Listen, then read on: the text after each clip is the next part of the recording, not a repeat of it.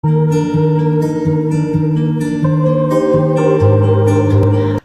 kami dari Duta Aksi Lingkungan Indonesia, wilayah live online, akan membahas mengenai pengelolaan sampah. Yang akan kami bahas adalah pengertian sampah, jenis-jenis sampah berdasarkan sifatnya, jenis-jenis sampah berdasarkan sumbernya, jenis-jenis sampah berdasarkan bentuknya, dan juga metode 3R. Yang pertama adalah pengertian sampah.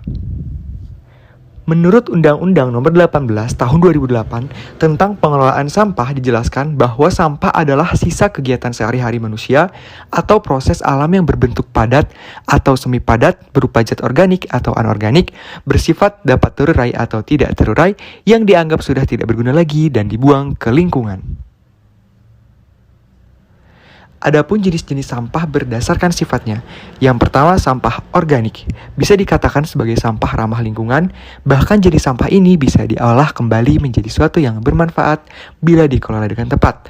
Contohnya, sampah organik basah yaitu sisa sayur, kulit pisang, buah yang busuk, kulit bawang, dan lain sebagainya. Lalu contoh sampah organik kering yaitu kayu, ranting pohon, dan daun-daun kering. Selanjutnya yaitu jenis sampah berdasarkan sifatnya. Poin kedua yaitu sampah anorganik adalah sampah yang dihasilkan dari bahan-bahan non-hayati, baik berupa produk sintetik maupun hasil proses teknologi pengolahan bahan tambang, seperti sampah berbahan logam serta produk olahannya, plastik, kertas, kaca, dan keramik hingga sampah deterjen.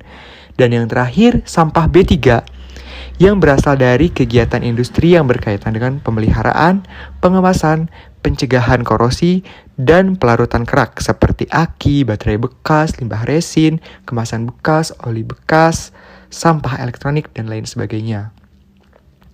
Jenis-jenis sampah berikutnya berdasarkan sumbernya. Yang pertama sampah alam, yang kedua sampah manusia, yang ketiga sampah konsumsi, yang keempat sampah nuklir, yang kelima sampah industri, yang keenam sampah rumah tangga, dan yang terakhir sampah perkantoran.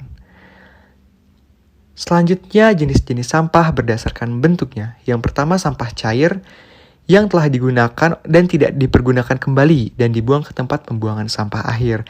Dan yang kedua sampah padat merupakan material bahan buangan dari segala aktivitas manusia yang berwujud padat. Dan yang terakhir membahas mengenai 3R yaitu reduce, reuse, dan recycle. Yang berarti reduce mengurangi segala sesuatu yang mengakibatkan sampah. Reuse menggunakan kembali sampah yang masih dapat digunakan untuk fungsi yang sama ataupun fungsi lainnya. Yang ketiga recycle berarti mengolahan kembali atau mendaur ulang sampah menjadi barang atau produk yang bermanfaat. Sekian, terima kasih banyak. Sampai jumpa.